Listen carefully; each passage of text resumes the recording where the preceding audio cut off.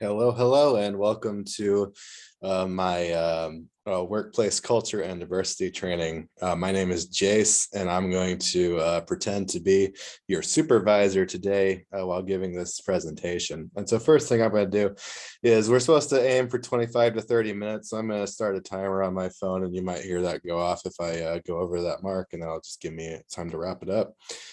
And first things first, we've been asked to share this presentation onto Course Network and peer review each other. And so two components of that are going through our pre and post assessments. And so this is what my pre-assessment for you all looks like. I have like a little letter I wrote, but you can just skip ahead and come down to this set of boxes.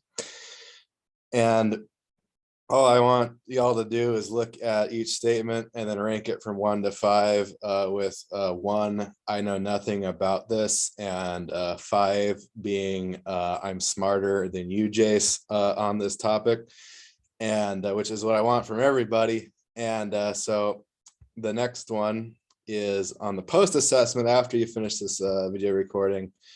Oh, there's a Kahoot that we made, and so it's 10 questions, and it's basically the same stuff over again. And I'm trying to gauge if you actually retain anything is the purpose of the post assessment. And I can take that to my boss and say real good things about you. And so we're going to go here to this slide again. And so in Nicole's M370 class, we get to do this project again, only it's a little bit shorter, is something I wanted to share. But what I really want to get into is that the fact that most workplace culture and diversity trainings I've been in, I feel they barely scratch the surface. What I think they actually do is just a litmus test, meaning you're going to give somebody like a bunch of boxes to check, and you'll be like, are you racist? And you check no. It's like, cool. And move on to the next one. It's like, are you a communist? No. It's like, move on to the next one. And so it's like, do litmus tests actually do anything? Do they improve the morale of your employees? Do they improve group cohesion at all? And my big answer is no. It's a litmus test is just, you're just gauging a single factor, and such as an attitude, event, or fact, and you're going to say that's decisive. And so in politics, litmus tests happen a lot, and the more you study politics, the more you're going to see litmus tests. And what I don't want this presentation to be is just a litmus test. I actually want y'all to learn something. I want everyone to become a better thinker afterwards. And so one of the key sources that I'm going to use is one of our old assignments was about, that's not really going to work. All right, there it goes. All right. So one of the assignments we did was all about, giving verbal citations. And so this book, I'm going to verbally cite a lot. It's McKenna and Pratt's American Philosophy. And it was published in 2015, and I took a course here at IUPUI, and we studied this book, and this book is phenomenal. And so for those not familiar with philosophy, it's my all-time favorite subject. If I can make a living doing philosophy, I would rather be doing that. And so the word philosophy, philo is love, and Sophie is wisdom. And so philosophy is literally the love of wisdom. And I think a lot of people can get behind that. And so first things first. So since I already made slides for one class, in the human resources class that we take with Nicole, I'm going to go through those real fast and introduce some big important concepts as to why diversity and culture training is important and what can be done better.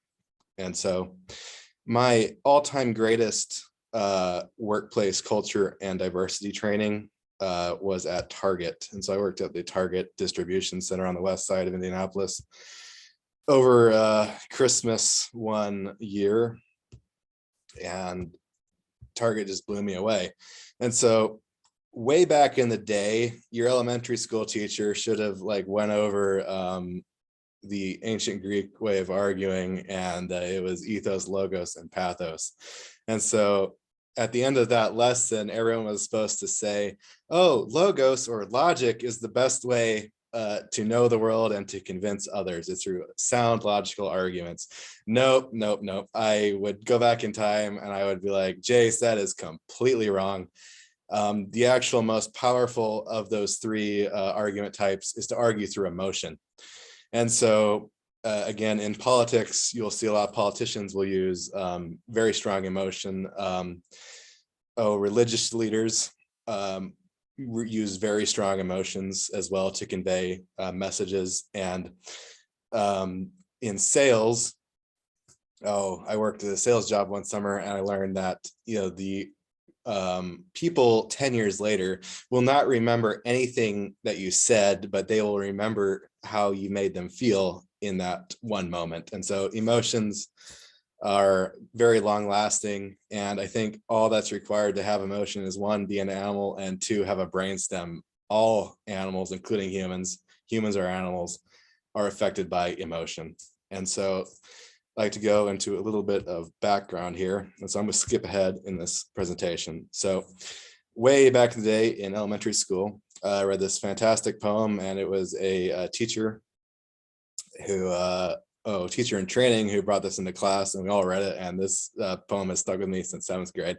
It's all about social masks. And so everyone, every human wears a social mask around other humans. And so like when you come to school, you're gonna wear one type of mask, to hide yourself, and then you're gonna, or present yourself a certain way. And then when you go to work, there's a, there's a work mask that you're gonna wear around people. And then when you have to play the role of a boss, you're gonna put on your big boss social mask, and you're gonna play the role of the boss. And so that's what social masks are, and why they're important. And so human nature plays greatly into our own personal experiences. And so the way a philosopher would say that is the other. And so what I mean by the other is that it is basic human nature to spot people and rapidly analyze them and say, they are not like me. And so, which is in a way fallacious, because we are, an error, fallacy is an error in logic or error in reasoning. And so because we are all basically genetically related to each other. And so I want to introduce the work of philosopher Robert Pirsig here from his 1991 novel, Lilla. And so at the basic layer of reality, you have atoms, you have electricity, and all those combine and mix together. Eventually you'll start getting biological patterns that form on top of that. And so now you have cells that are composed of atoms and, work through the electric force.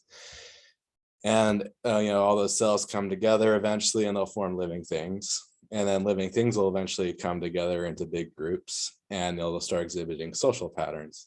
And so like behaviors, habits, rituals, institutions. And then what is truly fascinating is that basically from when the time humans started grunting at each other and formed language is what actually gives us our ability to think. I'm going to show you what the pyramid looks like, when I inverse the top two layers here. And so if it really went, a living thing started to think on its own, and, and the thinking came together and exhibited, social patterns, what you would get is a society where social patterns are dominant, and, they're repressive, and they'll hold you hostage. And so prime example of this and pertinent to our discussion today is like America in like the 1950s and 60s.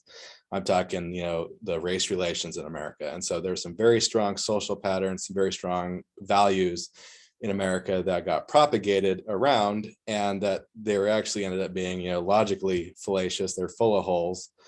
Social Spencerism, social Darwinism, to believe that a person is genetically inferior based on, the melanin in their skin is fallacious reasoning. And there's all kinds of history. Again, I'm McKenna and Pratt here, the philosophy book I showed at the beginning of the presentation. Frederick Douglass from the 1800s was a very smart Black man. And so what Frederick Douglass proved to all the intellectual elites in America in that era was that, holy smokes, guys, there is no basis in reality that, skin color and intelligence and, genetic predisposition actually mean anything. No, it's about what you know, how you know it. We are all the same creature. And to go back to this, and so another big thing from philosophy is, the color of one's skin. Race is a social construct. And so the very idea of race, all the forms we fill out for the government and everything is a complete social construct. It is, it's an intellectual idea. It's a fallacious intellectual idea, that gets tossed around, and we have to, sit here and say, oh, I'm white. Oh, I'm Hispanic. Oh, I'm Black. In reality, the thing that binds us all together, no, we are all human and we have one human nature. And so different occupations deal with different aspects of Pirsig's pyramid here. To give some examples, so police officers operate on between the social level and the biological level. So biological patterns are things like sex, drugs, and violence. Okay, all those things are repressed and controlled by the state. And so what a police officer will do is, they'll take the law. And so what is the law? A law is a social pattern that was thought up by, intellectuals, hopefully the very best. They can suss out all the details, write an amazing law that works well for society. They'll encode it into a social pattern, a law book, and the police officer takes that law book and enforces it. Anytime they see sex, drugs, and violence, it's like, no, we're going to repress that. And that is like the basics of society. So therapists do this, therapists have a very similar job to police officers, except they operate one level above.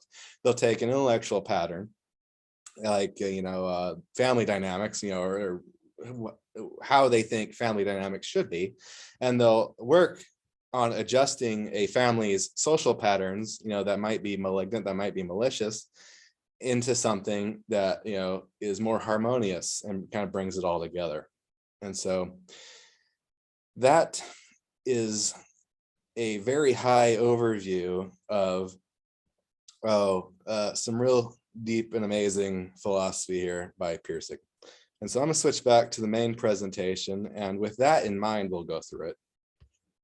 And so way back in the day, here, let's see, government official Margaret Heckler. Okay, so I believe she was in Congress, and she had the task of, there's a big problem of where minority health, specifically Black health, was it was lagging behind the metrics that of white health. And okay, it was like, okay, we've got a big problem here. The government's supposed to serve every citizen equally, and it became a huge problem. And so the Heckler report was this big firestorm that motivated the Center for Medicaid and Medicare Services to step in and say that let's do something about healthcare disparities. That's the brief history. And so in the year 2000, HHS came out with CLAS, class culturally and linguistically appropriate services, which is like a big standard document of this is how we want everything to be, this is how it should be. And so it has all these subcategories right there. And the main one I'll focus on this presentation is the principal standard. And so, and you as professionals, we're healthcare professionals, the hospital is one of the most diverse places, along with airports. We'll have, tons and tons of people speaking different languages coming through, and, we're expected to maintain a decent ethical standard and treat everyone fairly. And so the principal standard in the class document is to respect the whole individual and response to an individual's health needs and preferences.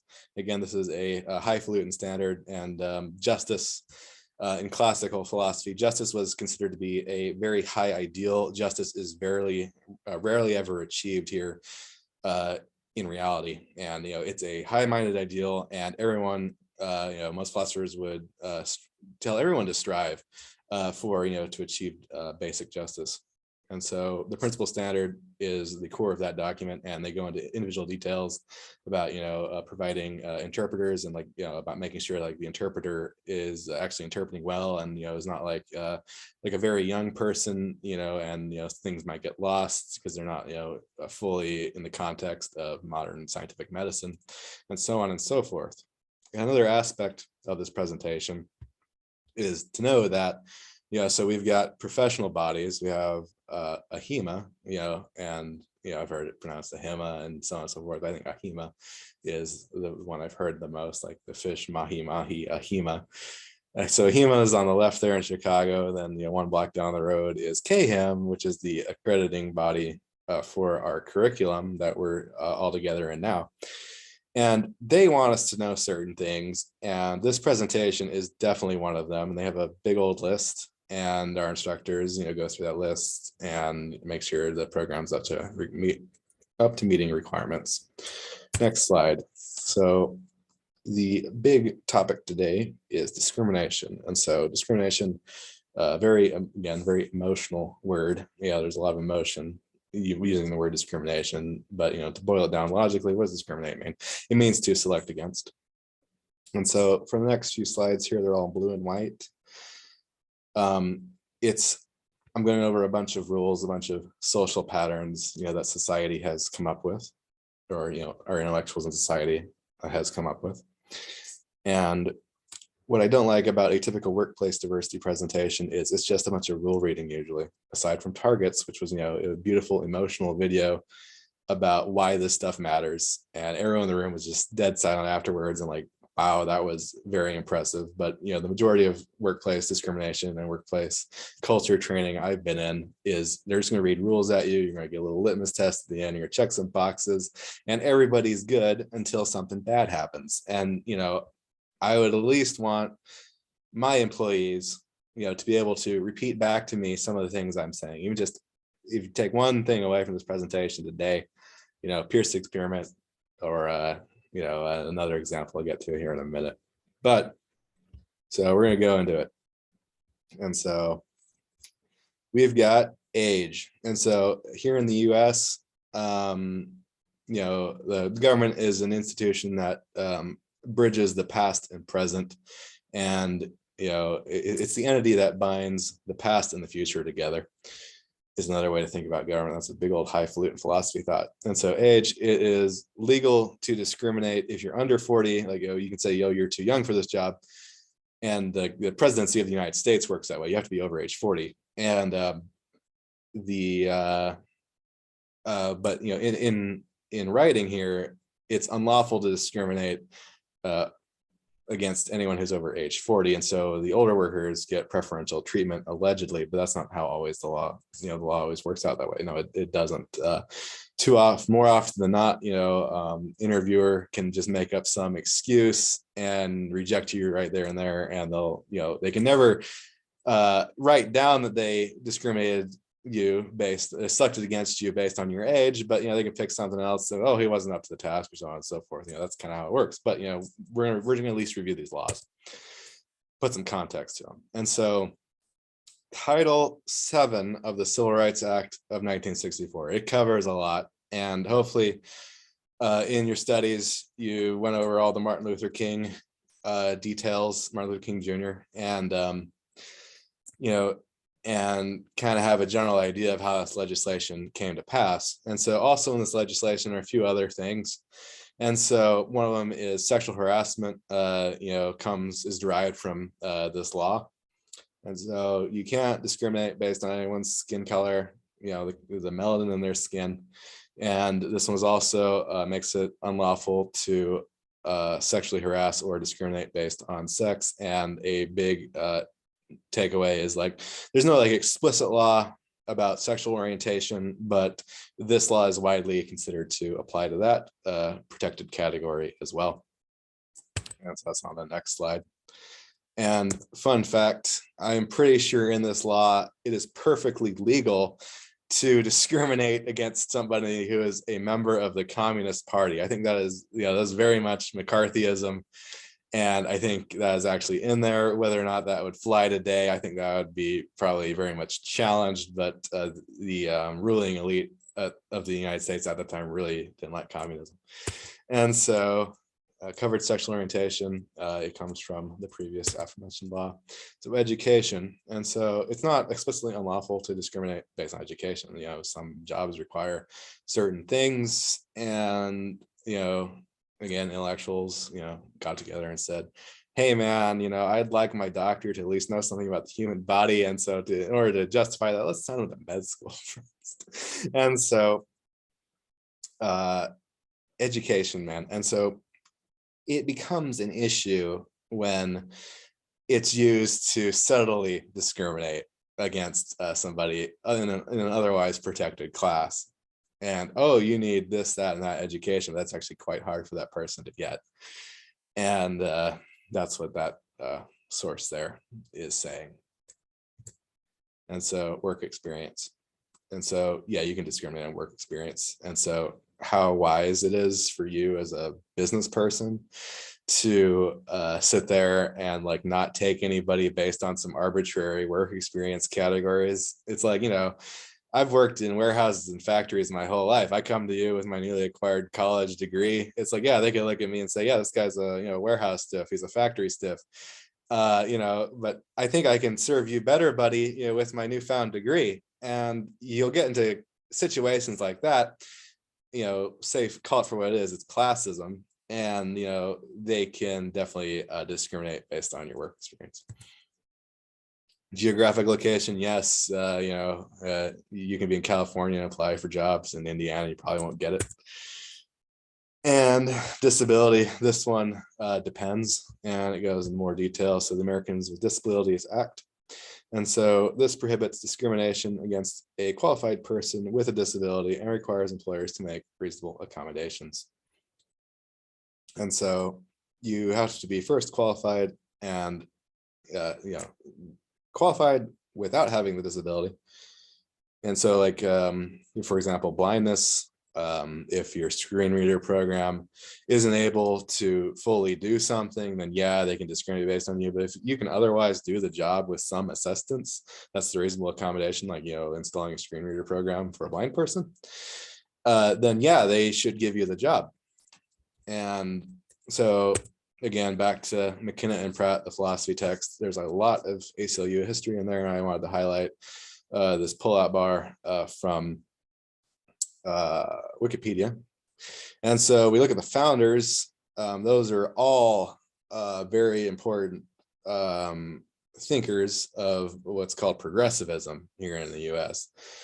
And so the ACLU is their big legal body, and they all got together, founded this thing. ACLU has interesting history.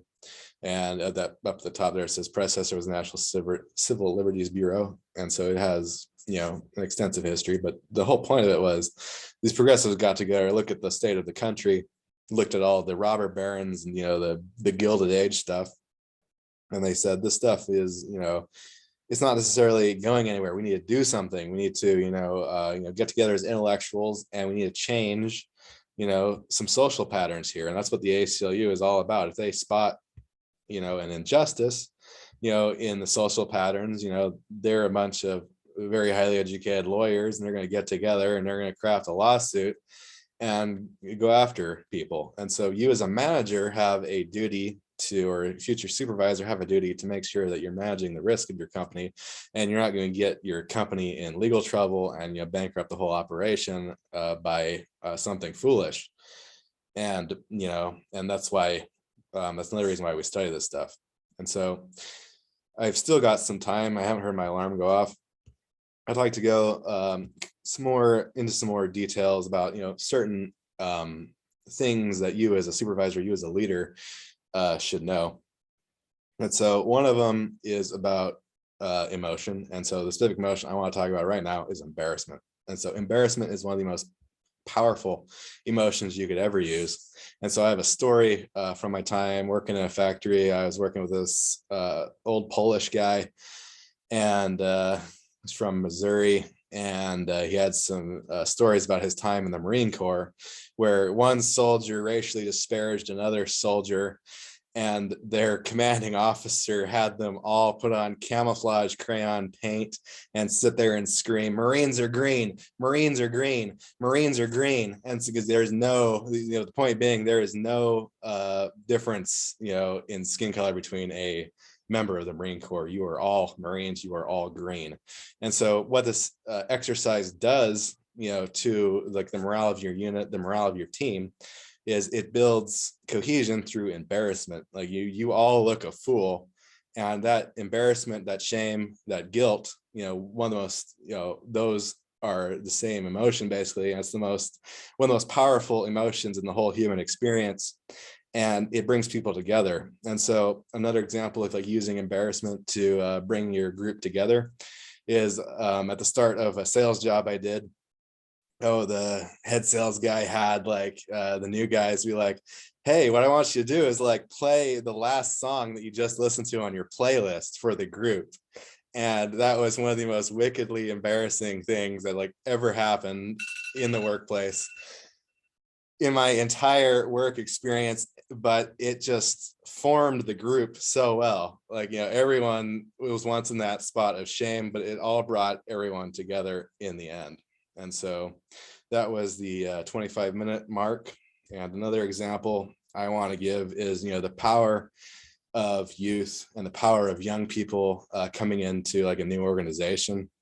And so as we get older, it's human nature to get all hard-minded and firm in your beliefs.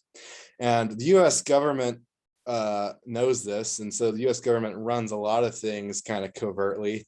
And, we say that we're like a totally free capitalistic society. No, there's no government intervention. There's no invisible hands here. And but in reality, there is quite a lot of management by the government. And so we should know this from our studies as health information professionals, that basically CMS is the biggest player in healthcare, and what they say goes. And so another area that's very important is agriculture. And so without good agriculture, there could be no growth in your society. There could be no, people having extra kids, and growth is what leads to prosperity. That's a big concept from social studies. And so the government had a problem going to real old farmers and telling them newfangled ways to plant their crops that they've been like planting for generations, that way. And they're like, no, we're not going to do that. What do you know, smart guy, wise guy. And so the government came up, some statesmen came up with the Future Farmers of America. And what the FFA is actually all about, it has a bunch of fun activities. The FFA is actually about, we're going to teach your kids these newfangled hippie ways of planting crops that are actually 10 times better. Your kids are going to come home and tell you about what they learned, and suddenly you're going to listen to them. And so back to the ethos, logos, and pathos things from, way back in the day in elementary school. So ethos means character. It's, it's a matter of who's saying what to you. Almost everybody that doesn't have anything pathological going on in their psyche loves their children and will listen to their kids. And so the kids will bring home the knowledge. Suddenly it's not, Joe Blow from the government talking to you about how to plant your crops better. It's your beloved child teaching you all this radical new ways of thinking. And that, my friends, is how society works. And that's why it's so important to actually go into explicit detail here in academics, here in the academy, and talk about workplace culture and diversity problems and things we actually see as they are. Because that way, when we go out there into the field and we as young people are talking to upper level management about some of the stuff that's going on, we can be empowered that way to know that we can change things. And I'm going to flash my sources here. So that's for that slide deck. And go back to this other one. There are my references. Thank you for your time, and have a wonderful day.